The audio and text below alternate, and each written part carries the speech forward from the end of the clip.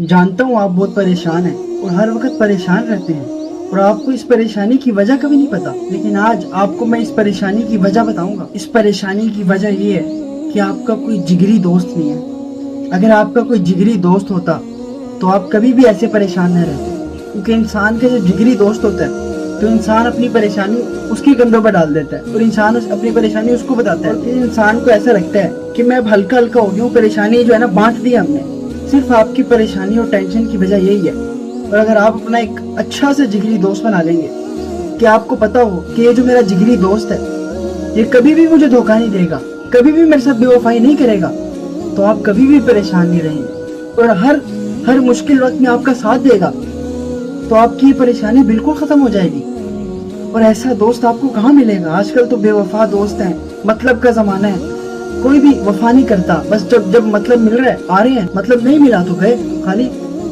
आपको अगर असली दोस्त चाहिए, वफादार दोस्त चाहिए, तो वो सिर्फ एक ही है, अल्लाह रब्बुल इज्जत। अगर आपको कोई परेशानी है, मुश्किल है, मुसीबत है, टेंशन हो, तो आप अल्लाह रब्बुल इज्जत के दरबार में जाएं और अपनी परेशानी, अपनी जो है ना वो बेकसी अल्लाह रब्बुल इज्जत को बताएं, अपनी हाजत अल्लाह रब्बुल इज्जत को बताएं और अल्लाह रब्बुल इज्जत इंशाअल्लाह आपकी तमाम परेशानियों को, तमाम टेंशनों को और तमाम मुश्किलात को दूर कर देगा। अल्लाह रब्बुल इज्जत मुसब्बिबुल अस्बाब है। अल्लाह रब्बुल इज्जत को कोई भी काम करने के लिए असबाब की जरूरत नहीं है।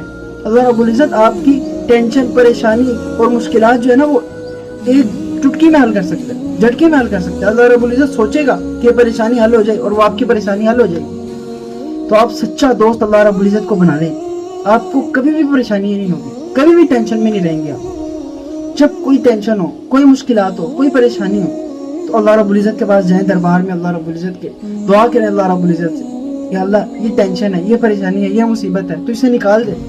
तो अल्लाह रब्बुल इज्जत निकाल देंगे। बिलफर्ज अगर अल्लाह रब्बुल इज्जत ने आपके मुकद्दर में वो परेशानी रखी हो, तो फिर भी अल्लाह रब्बुल इज्जत आपको ज़हनी सुकून अता फरमाएंगे कि आपके लिए वो परेशानी नहीं रहेगी, वो टेंशन नहीं रहेगी।